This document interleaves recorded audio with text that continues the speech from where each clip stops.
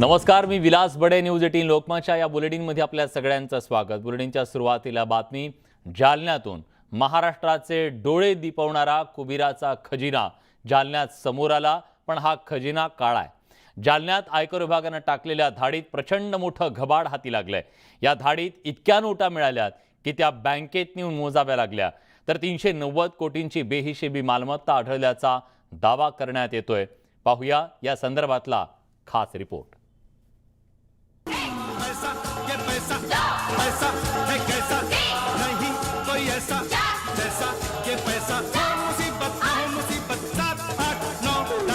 हे गाणं जालन्यात खरं ठरलंय. व्यापाऱ्याकडे इतका पैसा सापडला की त्याच्यासाठी पैसा संकट ठरलं. जालन्यातला हा सगळ्यात मोठा छापा होता. जालन्याला अनेक वर्षांपासून एक उपमा देण्यात आलेली आहे आणि ती म्हणजे जालना सोने का पालना. जालन्याला सोने का पालना का म्हटलं जातं हेही दृश्य पाहून आता सगळ्या जगाला कळलं. कारण इथे तर पाहावं तिथं नोटाच नोटा पाहायला मिळत आहेत. जमिनीवर आणि टेबलावर नोटांची थप्पीच रचण्यात आली आहे. तब्बल 35 कापडी पिशव्यांमधल्या नोटांची बंडलं मोजण्याकरता सकाळी 11 वाजता सुरुवात झाली, तर मोजणी पूर्ण होण्याकरता रात्रीचा 1 वाजला. मोजणीसाठी तब्बल 12 यंत्र लागली. आयकर विभागाच्या छाप्यात 58 कोटी रुपयांची रोकड जप्त करण्यात आली आहे. ही रोकड मोजण्यासाठी पथकाला तब्बल 13 दिवस लागले. 32 किलो सोनंही आयकर विभागाच्या हाती लागलं. सोन्याची बिस्किटं, सोन्याच्या विटा आणि हिरे जप्त करण्यात आले. दागिन्यांची बाजारभावानुसार 16 कोटी इतकी किंमत आहे. इतकंच नव्हे तर 300 कोटींची बेहिशेबी मालमत्ताही जप्त करण्यात आली आहे. जालन्यातल्या 4ही स्टील व्यावसायिकांपैकी 3घांकडे रोख रकमेसह वेगवेगळ्या ठिकाणी असलेल्या जमिनी, शेती, बंगल्यांची कागदपत्र जप्त करण्यात आली आहेत. एकंदरीतच शहराच्या इतिहासातला हा सगळ्यात मोठा छापा ठरला. आयकर विभागाच्या पथकाने या ठिकाणी झाडाझडती केली होती आणि याच बँकेमध्ये आयकर विभागाने जे काही घबाड सापडलेला होता त्या नोटांची मोजणी देखील केली होती. तब्बल 14 तास या ठिकाणी मोजणीसाठी आयकर विभागाला लागले होते. एवढ्या मोठ्या प्रमाणात हा रोख रकमेचा घबाड सापडलेला होता. विजय कमळे पाटील, न्यूज 18 लोकमत, जालना. या संदर्भात अधिक तपशीलवार माहिती देण्यासाठी विजय कमळे पाटील आपले प्रतिनिधी आता आपल्या सोबत आहेत. विजय, प्रश्न हाच आहे, हा काळा खजिना नेमका कुणाचा? नक्कीच विलास, ज्या प्रकारे तुम्ही सांगितलं की जालना सोने का पालना का म्हणतात जालन्याला, जालना MIDCच्या या रोलिंग मिलच्या उद्योगांमधून अब्जावधी रुपयांची उलाढाल होत असते. यामुळे जालन्याला सोने का पालना असं म्हटलं जात आहे. जालन्यामध्ये सुमारे 11 ते 12 मोठे उद्योग, मोठी स्टील कंपनी, तर 20 ते 22 हे लहान स्टील कंपनी आहेत आणि त्यावर आधारित अनेक उद्योग या ठिकाणी आणि व्यापार या ठिकाणी होत असतात, ज्या माध्यमातून अब्जावधी रुपयाचा उलाढाल यामध्ये होत असतं. परंतु या अब्जावधी रुपयाच्या उलाढालीच्या प्रमाणात पाहिजे तेवढा महसूल शासनाला उपलब्ध होत नाही. यामुळे आयकर विभागाने या ठिकाणी छापेमारीची कारवाई केली. दरम्यान गेल्या 8 दिवस सुरू असलेल्या छापेमारीच्या या कारवाईमध्ये मोठ्या प्रमाणात घबाड या ठिकाणी आयकर विभागाला हाती लागलाय, ज्यामध्ये अनेक कोट्यावधी रुपयांचा माल हा कच्च्यामध्ये विक्री करण्यात आलेला होता, ज्याची कुठेही नोंद नव्हती. ज्यातून आलेला काळा पैसा हा उद्योगपतींनी आपल्या फार्म हाऊस, घरावर आणि ऑफिसमध्ये अक्षरशः गाद्यांमध्ये आणि थैल्यांमध्ये दाबून ठेवलेला होता. विलास, ठीक आहे. आता या संदर्भात पुढे नेमकी काय कारवाई होते पाहणं महत्त्वाचं असेल. धन्यवाद तुम्ही दिलेल्या सगळ्या सविस्तर माहितीबद्दल.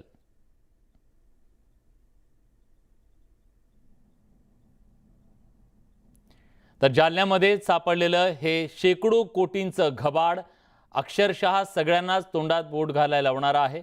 आणि आज तिथं दिसलेल्या नोटांच्या या थप्प्या नव्हे, या नोटांच्या भिंती उभ्या राहिल्या तिथं. आणि या बंडलांच्या भिंती आज नेमक्या कशा उभ्या राहिल्या, कुठून हा सगळा काळा पैसा आला, या सगळ्याचा तपास करून बेहिशेबी ही मालमत्ता जमावणाऱ्यांवर कठोर कारवाई होणार आहे का? हे सगळे जेलच्या काळ्या कोठडीत हे काळे धंदेवाले जाणार आहेत का, हा सवाल आहे. राष्ट्रवादी काँग्रेसची बैठक संपलेली आहे. जयंत पाटील बोलत आहेत. आपण थेट जातो. निश्चितपणाने या सरकारच्या येणाऱ्या अधिवेशनात तोंड देत असताना ज्या चांगले निर्णय सरकार जर घेतलं तर निश्चितपणानं त्याचं स्वागत करू. पण सरकारने काही चुका केल्या किंवा जनहिताच्या पेक्षा वेगळे काही निर्णय घेतले, महाराष्ट्रातली पूर, अतिवृष्टी या सर्व प्रश्नांची चर्चा आत्ता करण्यात आली आणि त्या संबंधात राष्ट्रवादी काँग्रेस अधिक आक्रमकपणाने विधिमंडळात आपली भूमिका बजावेल याविषयी चर्चा झाली. त्याचबरोबर पक्षांतर्गत काही चर्चा झाल्या. राष्ट्रवादी काँग्रेस पक्षाच्या वतीने गणपती झाल्यानंतर राज्यस्तरावरचं एक अधिवेशन शिर्डीला घेणार आहे. त्याची तारीख पुढच्या सप्टेंबरच्या शेवटची असेल आणि त्या दृष्टीने तयारी करण्याच्या विषयी देखील सूचना देण्यासाठी पवारसाहेबांनी बैठक बोलवली. सर, चर्चा होती काल तुम्ही उद्धव ठाकरेंना भेटलात. नेमक्या ह्या भेटींची तर्कवितर्क वेगळे सुरू लावले गेले होते. आज परत पवारसाहेबांची पण भेट घेतली. या चर्चेच्या भेटीच्या दरम्यान काय विषय झाला आहे का आजच्या? नाही, कालची भेट उद्धव ठाकरे साहेबांची जी होती, मुख्यमंत्री पदावरून पाहिल्यानंतर भेट होती. बऱ्याच चर्चा देखील नाही. महाराष्ट्रातली राजकीय परिस्थिती आणि अन्य जी माहिती आहे त्या सर्वांची साधकबाधक चर्चा काल आम्ही केली आणि ती एक फक्त सदिच्छा भेट होती. पवारसाहेब मुंबईला आलेले होते म्हणून चर्चा केली. स्थानिक स्वराज्य संस्थांच्या निवडणुकांबाबत आघाडी होणार. आम्ही स्थानिक स्वराज्य संस्थांच्या बरोबरसाठी तिन्ही म्हणजे आघाडीतले घटक पक्ष, काँग्रेस असेल, शिवसेना असेल, समाजवादी पक्ष असेल, शेतकरी कामगार पक्ष देखील असेल, त्या सर्वांचीच आम्ही त्या ठिकाणी बोलण्याचे अधिकार जिल्हा स्तरावर दिलेले आहेत. जे शक्य असेल त्या ठिकाणी आघाडी करण्याचा प्रयत्न करायचा आमचा निर्णय झालेला आहे. आदरणीय पवारसाहेबांनी देखील तशा सूचना आम्हाला दिलेल्या आहेत. सर, पण महाविकास आघाडी असताना तिन्ही पक्ष एकत्र होते. आता जे चित्र आहे, राष्ट्रवादी आणि शिवसेनाच या पद्धतीने विरोधात पुढे जाणार आहे का? कारण काँग्रेस आहे बरोबर. काँग्रेसचे अशोकराव चव्हाण साहेब आमच्याबरोबर सकाळी होते, बाळासाहेब थोरात आहेत. काँग्रेसचे सगळे ज्येष्ठ नेते जे आहेत त्यांची ही भूमिका एकत्रित जाण्याचीच दिसते. मला त्यात काही शंका वाटत नाही. नाना पटोले मुंबईत आल्यानंतर त्यांच्याशी बोलल्यावर त्यांची भूमिका आमच्याशी मला काही शंका वाटत नाही. तर आहे की ज्या पद्धतीनं मंत्रिमंडळ विस्तार झालेला आहे, पंकजा कदाचित आता मंत्री पात्रता जर चांगली असती तर दिली असतं. कदाचित माझी पात्रता होईल त्यावेळेस मला मंत्रिपद मिळत जाईल. तुम्हाला वाटतं कुठेतरी नाराजीचा सूर आहे अशा पद्धतीनं वेगवेगळ्या जुने भाजपचे नेते त्यांच्यामध्ये? नाही, आता असं आहे की शिवसेनेचा शिंदे गट म्हणून जो आहे त्याच्यात प्रचंड नाराजी आहे. भारतीय जनता पक्षातल्या नाराजीची मला जास्त माहिती नाही, पण शिवसेनेत शिंदे गट जो झालेला आहे त्यांची बरीच नाराजी वेगळ्या वेळी व्यक्त होताना दिसते. त्यामुळं एका विशिष्ट उद्देशाने सत्ता मिळवण्यासाठी ही आघाडी झालेली आहे. त्यामुळे सत्तेचा वाटा मिळाला नाही ते नाराज राहणारच. पंतप्रधान नरेंद्र मोदी यांच्या दिवे लावण्याच्या आवाहनावर आव्हाडांनी टीका केली. त्यानंतर अनंत करमुसे यांनी आव्हाड यांना एक आक्षेपार्ह फेसबुक पोस्टमध्ये टॅग केलं. जितेंद्र आव्हाड यांच्या कार्यकर्त्यांनी मग घरातून त्यांना उचलून नेऊन मारहाण केल्याचा आरोप करमुसेंनी केला. या प्रकरणी जितेंद्र आव्हाडांना मानवाधिकार आयोगानं नोटीस बजावली आहे. जितेंद्र आव्हाडांना उत्तर देण्याचे आदेश देण्यात आले. त्यामुळे जितेंद्र आव्हाड यांच्या अडचणी पुढच्या काळात वाढण्याची शक्यता आहे. हे प्रकरण नेमकं काय आहे जाणून घेऊयात ग्राफिक्सच्या माध्यमातून. ठाण्यात कावेसर भागामध्ये अनंत करमुसे राहतात. 5 एप्रिल 2020ला समाज माध्यमावर त्यांनी एक आक्षेपार्ह पोस्ट टाकली. आव्हाडांच्या निवासस्थानी मग करमुसेंना नेलं गेलं. कार्यकर्त्यांनी तिथं त्यांना मारहाण केल्याचा आरोप आहे. वर्तर नगर पोलीस ठाण्यामध्ये त्या संदर्भातला गुन्हा सुद्धा दाखल करण्यात आला. पोलिसांकडून कार्यकर्त्यांना अटक करण्यात आली. 14 ऑक्टोबर 2021 रोजी पोलिसांनी त्यांचा जबाब नोंदवला. जबाबानंतर ठाणे न्यायालयात त्यांना हजर करण्यात आलं. 10,000 रुपयांच्या जात मुचलक्यावर त्यांचा जामीन मंजूर करण्यात आला. ठाण्यात कावेसर भागामध्ये राहणाऱ्या अनंत करमुसे यांच्यासोबत हे सगळं घडलं होतं. अजित मांढरे आपले प्रतिनिधी आता आपल्यासोबत आहेत. अजित, ही जी मानवाधिकार आयोगाची नोटीस आहे ती जितेंद्र आव्हाड यांच्या किती अडचणी वाढवणारी आहे? नक्कीच अडचणी वाढवणारी आहे, कारण का जर ह्युमन राईट कमिशनने या संदर्भात चौकशी करून सगळ्यांचे जबाब घेऊन अहवाल दिला तर त्या अहवालावरती पुन्हा कारवाई करणं काही तपास यंत्रणांना भाग पडेल असं वरिष्ठ अधिकाऱ्यांचं म्हणणं आहे. कारण का शेवटी मानवाधिकार आयोग जो आहे त्यांचे एक विशेषाधिकार असतात, त्यांचे एक वेगळी पद असते आणि त्यामुळे त्यांचे दिलेले आदेश किंवा त्यांचे अधिकार आहेत हे यावरती काम करणं तपास यंत्रणांना अनिवार्य असतं. तर त्याच पार्श्वभूमीवरती आता नेमकं कशा पद्धतीनं जबाब नोंदवले जातात, कशी चौकशी होते आणि त्यात नंतर मानवाधिकार आयोग जो आहे तो त्यांचा काय नेमका अहवाल देते, त्या अनेक गोष्टी याच्यामध्ये पुढे आपल्याला पाहायला मिळतील. पण शेवटी तपास यंत्रणांना जेव्हा आदेश मिळतील त्यानंतर तपास यंत्रणा त्यांच्यावर काय कारवाई करेल? खरंय अजित, मी तुम्हाला थांबवतोय. काय कारवाई करेल हे बघणं महत्वाचं आहे. स्वतः अनंत करमुसे आता आपल्यासोबत आहे, तक्रार करता. अनंतजी, ज्या प्रकारची आता कारवाई होताना दिसतीये, मानवाधिकार आयोगाकडून नोटीस बजावण्यात आलेली आहे, तुमची पहिली प्रतिक्रिया काय यावर? कुठेतरी ही लढाई मला लढायचीच आहे. कारण सामान्य माणसांना न्याय हा पूर्वी असं म्हणजे मी स्वतः केलेलं जर तुम्ही बाईट दिले असतील किंवा आरोप केलेले असतील किंवा जी केस केलेली आहे त्याच्यामध्ये बघाल तर हे प्रकर्षाने जाणवेल की सरकार त्यांच्या हातात मिनिस्टर आहे, ताकद आहे आणि म्हणून हा प्रकार घडला. आणि आता तरी सरकार बदललेली आहे तरी न्याय हा प्रकार हा कुठं दिसत नाही आहे. आणि आता जी कारवाई केलेली आहे ती मानवी हक्क आयोगाकडून झालेली आहे.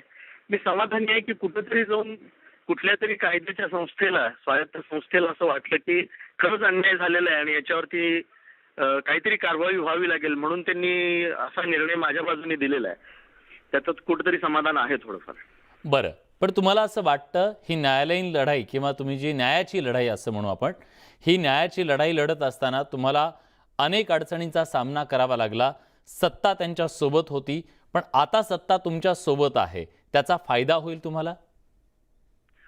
नाही, सत्ता त्यांची होती का आपली होती याच्यापेक्षा कायद्याच्या लोकांनी स्वतः कायदा हातात घेऊ नये हा संदेश एक समाजापुढे जावा लागेल. आणि त्याच्यासाठी जी लढाई आहे, त्यांची सत्ता होती म्हणून मी लढत होतो आणि आता आमची सत्ता आहे म्हणून मी लढणार नाही किंवा मला न्याय मिळेल हा त्यातला प्रकारच नव्हता.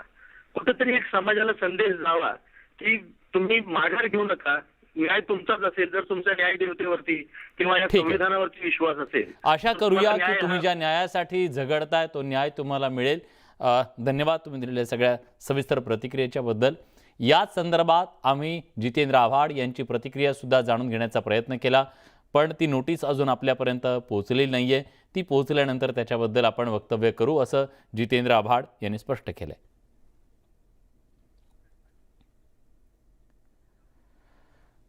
यानंतर बातमी महाविकास आघाडी संदर्भातली. खरं तर सरकार कोसळल्यानंतर महाविकास आघाडीमध्ये सध्या सगळं काही आलबेल नाही हे दिसतंय. महाविकास आघाडीबाबत काँग्रेस प्रदेशाध्यक्ष नाना पटोलेंनी एक मोठं विधान केलंय. महाविकास आघाडी नैसर्गिक युती नव्हती, विपरीत परिस्थितीत एकत्र आलेलं ते सरकार होतं असं त्यांनी म्हटलंय. विपरीत स्थितीत तिघांचं हे सरकार बनलं असं पटोले म्हणतायत. पटोलेंच्या या वक्तव्यानं महाविकास आघाडीत सर्व काही आलबेल नसल्याचं पुन्हा एकदा समोर आलंय. त्यामुळे पुढच्या काळात महाविकास आघाडी टिकेल का याबद्दल सध्या संभ्रम आहे. मी उद्धव बाळासाहेब ठाकरे ईश्वर साक्ष शपथ घेतो की 2.5 वर्षांपूर्वी स्थापन झालेल्या महाविकास आघाडीला आता तडे जायला सुरुवात झाली आहे. सत्तेसाठी शिवसेना, काँग्रेस आणि राष्ट्रवादी काँग्रेस हे तीनही पक्ष एकत्र आले होते. मात्र आता सत्ता गेल्यानंतर महाविकास आघाडीत फूट पडण्याची शक्यता नाकारता येत नाही. विधान परिषद विरोधी पक्षनेते पदावरून महाविकास आघाडीमध्ये धुसफूस सुरू झालेली आहे. महाविकास आघाडी ही अनैसर्गिक असल्याचं वक्तव्य काँग्रेसचे प्रदेशाध्यक्ष नाना पटोले यांनी केल्यामुळे राजकीय चर्चा सुरू झाली आहे. आमची काही नॅचरल अलायन्स नाही आहे. हे अलायन्स आमचं एका विपरीत परिस्थितीत महाराष्ट्राच्या जनतेच्या हितासाठी आमच्या नेत्या सोनिया गांधींनी त्यावेळेस केलं. काय आम्ही सत्तेमध्ये नव्हतो, आम्ही विरोधी पक्षात बसायचं हा निर्णय जनतेने मॅन्डेट दिला होता. त्या जनतेच्या मॅन्डेटप्रमाणे आम्ही विरोधी पक्षात काम करायची आमची मानसिकता होती. नाना हे काँग्रेसचे प्रदेशाध्यक्ष आहेत, त्यामुळे त्यांनी त्यांचं मत व्यक्त केलं असेल, परंतु महाविकास आघाडी म्हणून सगळे नेते बसून याच्यावरती सर्वकष चर्चा होईल.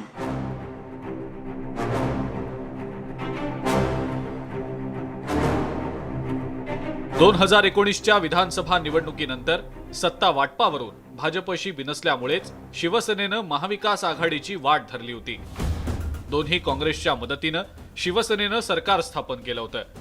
शरद पवारांच्या पुढाकारामुळे महाविकास आघाडी अस्तित्वात आली. 2.5 वर्षांच्या सत्ता काळात महाविकास आघाडीतल्या नेत्यांमध्ये कुरबुरी सुरू होत्या, मात्र त्याची उघड चर्चा झाली नव्हती. पण आता सत्ता गेल्यामुळे महाविकास आघाडीतले मतभेद चव्हाट्यावर आलेले आहेत. विद्यमान परिस्थितीमध्ये महाविकास आघाडी म्हणून आम्ही एकत्र आहोत, एकोपा राहिला पाहिजे हीच आमची भावना आणि भूमिका आहे. परंतु निर्णय महत्त्वाचे होत असताना काँग्रेसलाही विश्वासात घेऊनच निर्णय व्हावेत अशी आमची किमान अपेक्षा आहे. कंपल्शन कोणावरच नाही आहे, पण ती सध्याची गरज आहे म्हणून सगळेच एकत्रित आलेले आहेत. तर भारतीय जनता पक्षाला ज्यांना ज्यांना विरोध करायचा आहे ते पक्ष एकत्रित येणं आवश्यक आहे.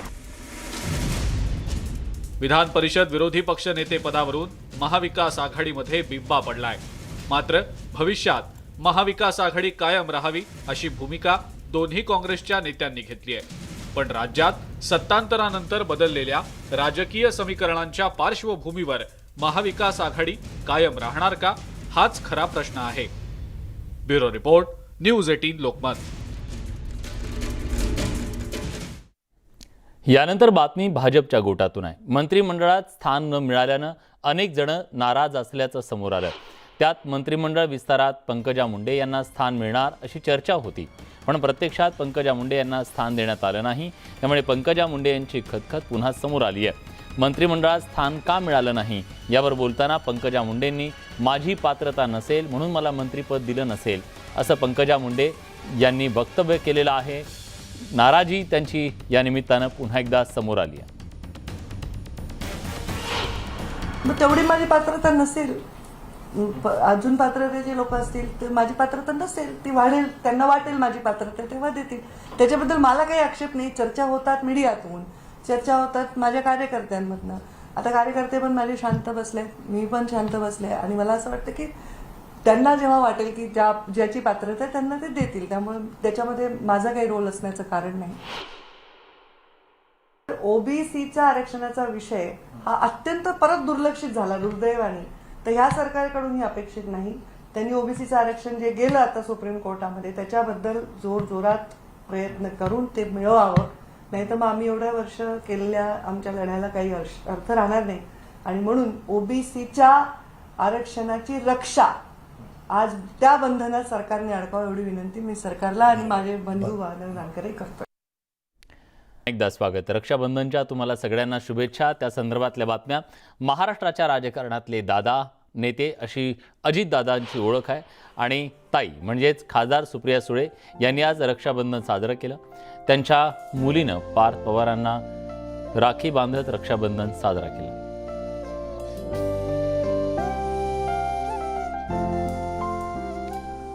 कोकणात अगदी पारंपरिक पद्धतीनं कोळी बांधवांनी नारळी पौर्णिमेचा सण साजरा केला. कोरोनामुळे गेली 2 वर्ष हा सण साजरा झाला नव्हता. यंदा निर्बंधमुक्त सण असल्यानं उत्साहात सण साजरा करण्यात आला. सागरा दर्या राजा आमचं रक्षण कर अशी प्रार्थना करत कोळी बांधवांनी समुद्राला नारळ अर्पण केला. 5 पांढरी गावात पारंपरिक वेशामध्ये कोळी बांधवांनी नाचत गात हा सण साजरा केला.